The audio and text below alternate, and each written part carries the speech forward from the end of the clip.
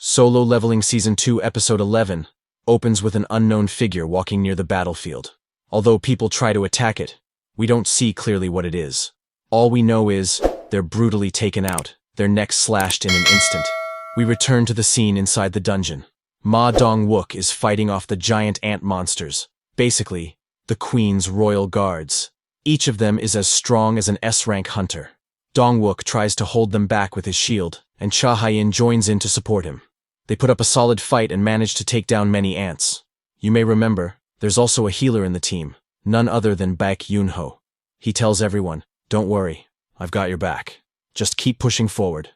Someone questions him saying, "You hate fighting? Why act so tough now?" To which Baek replies, "You should know that unless a magical beast is completely destroyed, it can still move, even with its head cut off. You're a hunter. You should know this." As they go deeper into the dungeon, Cha Hae-in notices a horrible smell, signaling even more dangerous monsters ahead. That's when Baek Yoon-ho uses his tracking ability to sense every tunnel inside the cave. He locates the Ant Queen's chamber. This is a huge win for the Korean team. Meanwhile, outside, the Japanese team is still struggling to hold back the ants. Back to the Japanese side. 2 hunters from Goto Ryuji's team enter the dungeon since they've received no updates from the Charlie team. One of them, sensitive to smell, starts vomiting due to the terrible stench. Trying to defend themselves, they use ice magic to freeze and shield their surroundings. But even then, they are easily wiped out. Another squad from Goto's team begins fighting ants, but things don't go well for them either.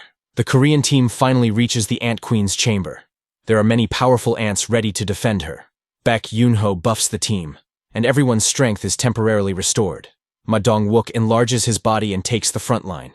Choi Jong-in unleashes all his magic. He creates a giant fire dragon and wipes out many ants. Seeing this, Baek Yoon-ho decides to stop holding back. He transforms into his beast mode, becoming a massive lion-like creature, even though he hates using this form. Cha Hae-in is shocked by his transformation. Meanwhile, the broadcast team contacts a reporter-ranked hunter and tells him that their viewership has jumped to 80%. They need better camera angles, but Baek Yoon-ho warns him, "This is the boss room of an S-ranked dungeon. If you value your life, stay behind me." Everyone is watching the live footage. The teamwork is incredible as the Korean hunters destroy the Ant Queen's guards. Choi Jong-in launches a coordinated attack on the Queen.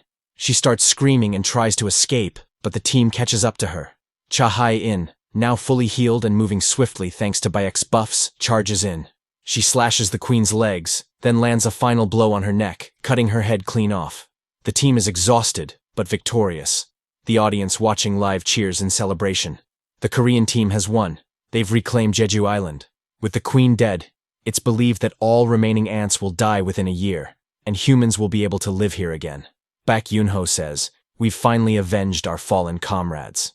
Suddenly, an alert goes off. All the ants that heard the Queen's last scream begin returning to the chamber. The barrier set up by Choi Jong-in starts cracking. He realizes something is wrong. These weak ants couldn't possibly break his barrier. It must be something else.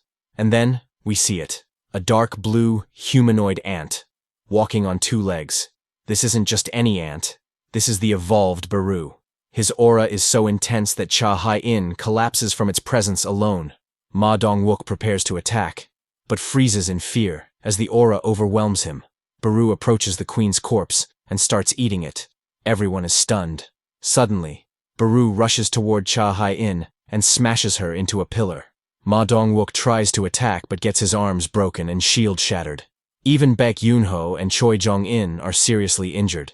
Lim Tae-gyu, the archer, shoots an arrow, but Baru catches it mid-air and crushes it. Then he injures Lim as well. Baek Yoon-ho starts healing the team, but now Baru notices Baek, the healer, and lets out a terrifying scream. Blood pours out of Baek's mouth. Baru has pierced his chest from behind. Baek says, "Baek, run." And then Baru eats his head and throws his corpse toward Baek Yoon-ho. Baru grabs Baek's head, reversing his transformation. But then, we hear something strange. From within Baru, a voice says, "Yoon-ho, please run." It's Baek's voice. After eating Baek, Baru also absorbed his memories, which is why he now knows Baek Yoon-ho's name. Baru says, "Our queen is dead. There's no reason to kill soldiers like you. Tell me, where is your king?" Suddenly Baru senses a strong presence from outside. He flies away.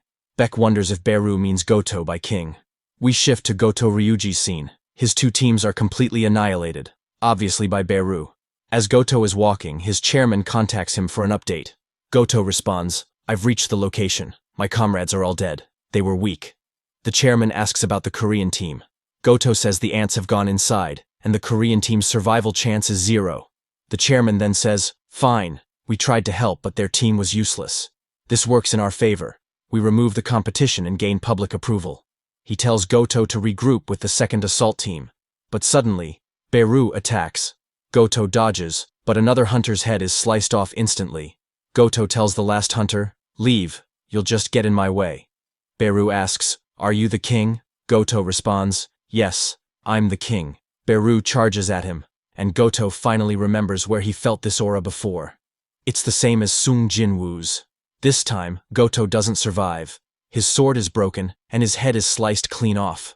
Meanwhile, the remaining ants keep advancing toward the Korean team. Choi Jong-in is trying his best, but he's reaching his limit. Then, suddenly, shadow soldiers emerge from the hunter's shadows. We finally see Sung Jinwoo, and he simply says, "Exchange," and that's where the episode ends.